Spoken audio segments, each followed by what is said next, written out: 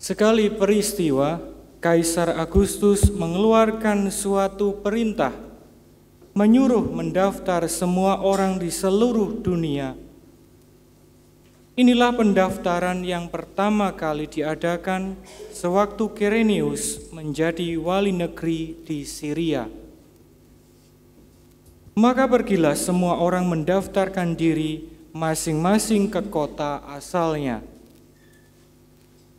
Demikian juga Yusuf.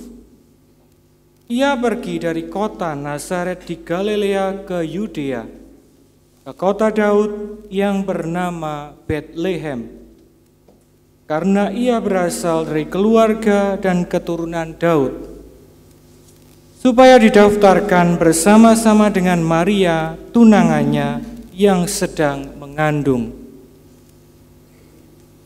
Ketika mereka berada di Betlehem, tibalah waktunya bagi Maria untuk bersalin, dan ia melahirkan seorang anak laki-laki, anaknya yang sulung. Lalu dibungkusnya anak itu dengan lampin, dan dibaringkannya di dalam palungan, karena tidak ada tempat bagi mereka di rumah penginapan. Di daerah itu ada gembala-gembala yang tinggal di padang, menjaga kawanan ternak mereka pada waktu malam. Tiba-tiba berdirilah seorang malaikat Tuhan di dekat mereka, sehingga mereka sangat ketakutan. Maka kata malaikat itu kepada mereka, "Jangan takut, sebab sesungguhnya Aku memberitakan kepadamu kesukaan besar untuk seluruh bangsa. Hari ini telah lahir bagimu Juru Selamat, yaitu Kristus Tuhan, di kota Daud. Dan inilah tandanya bagimu. Kamu akan menjumpai seorang bayi dibungkus dengan lampin dan terbaring di dalam palungan. Dan tiba-tiba tampaklah bersama dengan malaikat itu sejumlah besar bala tentara surga yang memuji Allah, katanya, kemuliaan bagi Allah di tempat yang maha tinggi, dan damai sejahtera di bumi bagi orang yang berkenan kepadanya. Berbahagialah orang mendengarkan sabda Tuhan dan tekun melaksanakannya.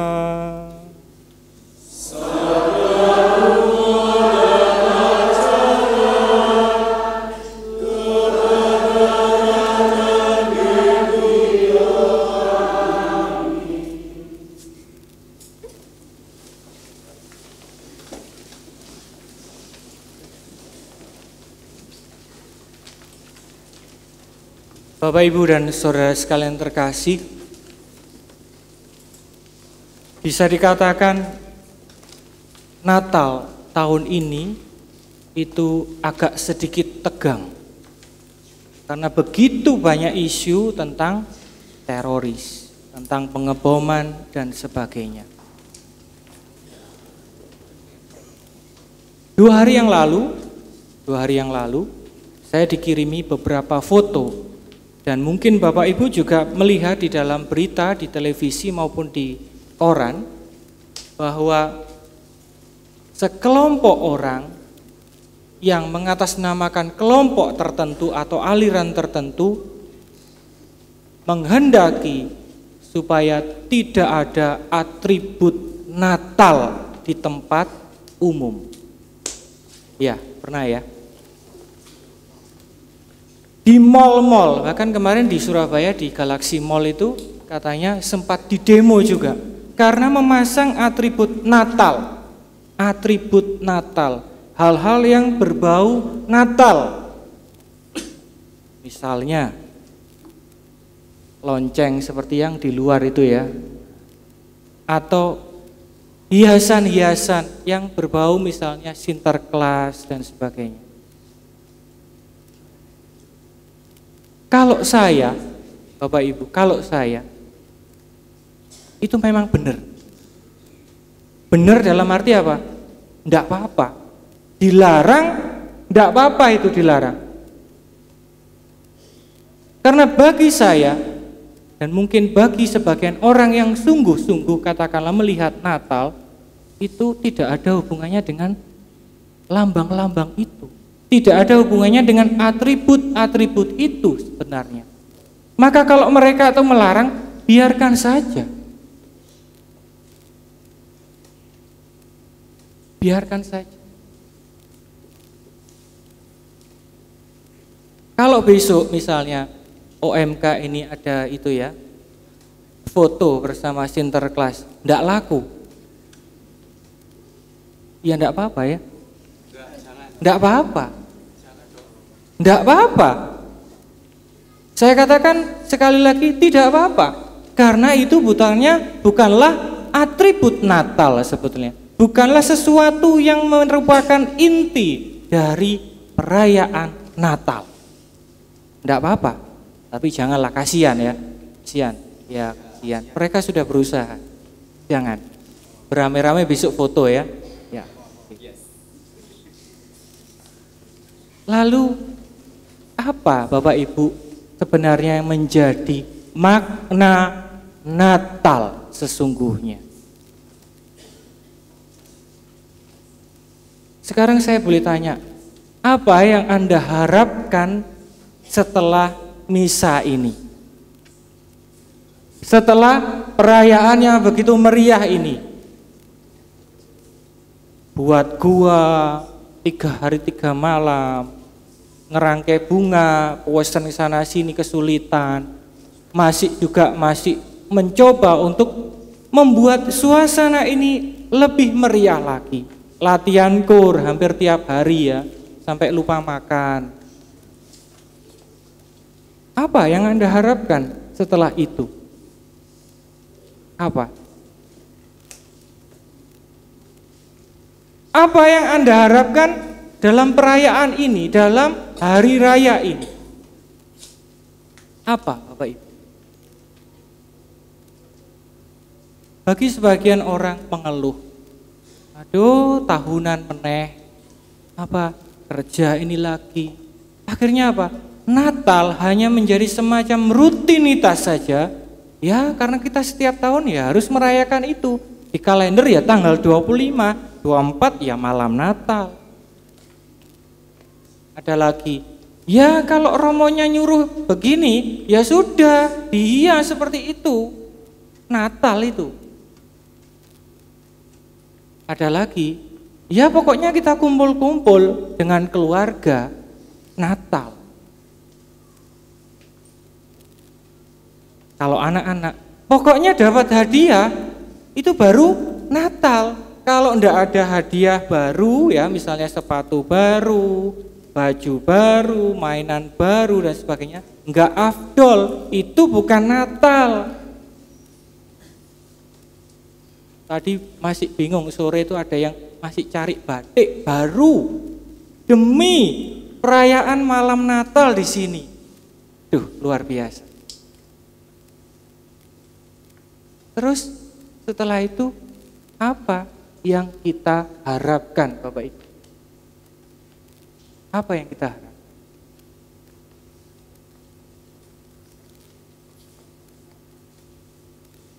Saya katakan sejak awal dalam persiapan-persiapan, Natal itu sebetulnya semangatnya adalah kesederhanaan.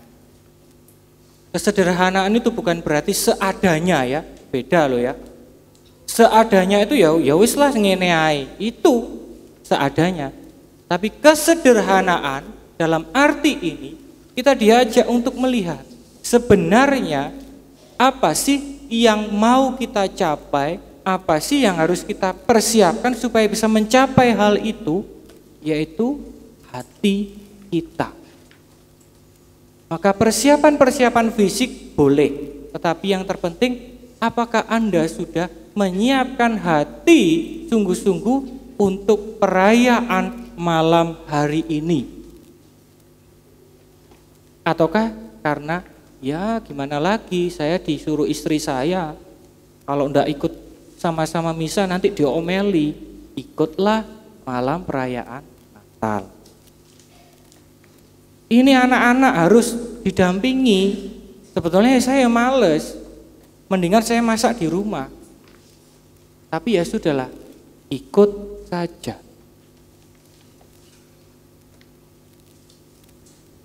Apa Bapak Ibu yang sebenarnya menjadi makna Natal? Dalam permenungan saya membandingkan ya, Natal di sini dengan Natal di Solomon Islands. Terus terang, di sana itu tidak ada apa-apa. Tidak ada bunga seperti ini, adanya kembang telean. Iya benar. Altarnya tidak seperti ini, nggak ada sound system sebagus ini.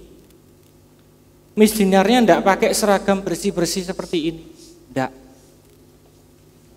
Mereka datang dari gunung turun, datang dari pedalaman turun, dengan membawa sesuatu hasil kebun untuk mereka persembahkan, dengan pakaian yang sederhana, tetapi ketika saya merayakan di sana itu luar biasa.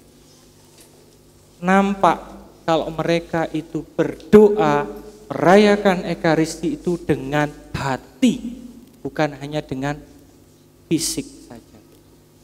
Nah ini, makna Natal sesungguhnya adalah cinta dan pengorbanan Bapak Ibu. Dan itu nampak dalam bacaan-bacaan yang hadir dalam malam hari ini. Cinta Tuhan itu begitu besar kepada kita, sehingga dia sungguh mau berkumpul, bersatu dengan kita, turun menjadi manusia, dan melepaskan segala hal yang melekat dalam dirinya. Atribut-atribut ketuhanan, maha kuasa, maha adil, maha segalanya dilepas. Dan dia menjadi bayi yang lemah. Dan itulah yang harus menjadi teladan bagi kita. Pertama-tama kita diminta untuk menyadari cinta Tuhan ini, dan diminta juga menyadari bahwa kita sebetulnya tidak pantas untuk menerima itu semua, karena kita adalah manusia yang penuh dosa. Kedua adalah pengorbanan. Jelas dalam hidup Yesus itu penuh dengan pengorbanan, dan pengorbanan itu diberikan kepada kita demi keselamatan kita. Maka dalam hal ini Yesus meskipun menjadi manusia lemah, dia hadir sebagai penyelamat kita. Karena apa? Kita sebagai orang berdosa, sebagai orang yang lemah, kita tidak bisa selamat dengan kemampuan diri kita sendiri, maka kita butuh penyelamat, butuh Yesus, butuh Tuhan. Dan yang ketiga yang harus kita lakukan supaya kita sungguh-sungguh memperoleh sesuatu ya. Saya katakan memperoleh sesuatu dalam perayaan ini, damai dan sukacita, adalah sungguh-sungguh tadi menyiapkan hati kita, menyediakan hati kita untuk menerima Yesus yang adalah Tuhan dan Juru Selamat kita, titik. Meskipun ya, ini saya nemu gambar ya, meskipun hati kita itu seperti ini, hatinya enggak mulus, enggak ngeceling, tapi ada tembelannya, retak-retak, ada selotipnya, apa ini? Kok selotip apa? Tensoplasnya ya. Ini hati kita Bapak Ibu. Ini hati kita. Dan ini yang kita miliki sebetulnya. Tuhan tidak meminta kita untuk memberikan yang baik dalam arti ya kita tidak bisa memang. Tetapi paling tidak kita selotip lah. Kita tembel hati kita yang gak karu-karuan, yang penuh dengan dosa ini, supaya Tuhan itu bisa hadir dan tinggal. Kandang Natal Ini merupakan tradisi gereja Katolik, bukan pohon Natal, saya katakan. Karena apa? Kandang Natal ini memiliki makna yang sungguh mendalam, di mana Yesus itu mau hadir dalam ketidaklayaan. Kandang itu kan bau, penuh kotoran, kencingnya hewan, penuh bakteri, tidak ada keramiknya, tidak ada jendelanya, atapnya mungkin bocor. Ya itulah diri kita sebagai manusia, tetapi Tuhan mau hadir. Maka yang terpenting 3 hal tadi. Kalau kita mau merasakan damai dan sukacita Natal, pertama, sadari kita semua, Anda dan juga saya adalah orang berdosa. Kedua, sebagai orang berdosa, kita butuh penyelamat. Ketiga, terimalah Tuhan Yesus sebagai Tuhan dan penyelamat Anda dengan segala kerapuhan yang Anda miliki, yaitu hati yang dedel duel tadi. Maka kita akan bisa merasakan damai dan sukacita Natal. Bukan atribut-atribut yang diprotes sekelompok orang itu. Biarkan. Itu bisa direbut. Itu bisa diambil dari kita. Tetapi ketika kita merasakan damai dan sukacita karena kita sungguh menerima Tuhan sebagai penyelamat dan Raja kita, kebahagiaan kita, sukacita kita, damai kita tidak bisa direbut. Dan itulah yang terjadi dalam diri para kudus yang sungguh-sungguh menerima Tuhan dalam hidup mereka. Maka mari Bapak Ibu, kita lepaskan segalanya, kita maknai Natal ini dengan sungguh-sungguh, dengan menerima Tuhan dalam hati kita. Tuhan memberkati.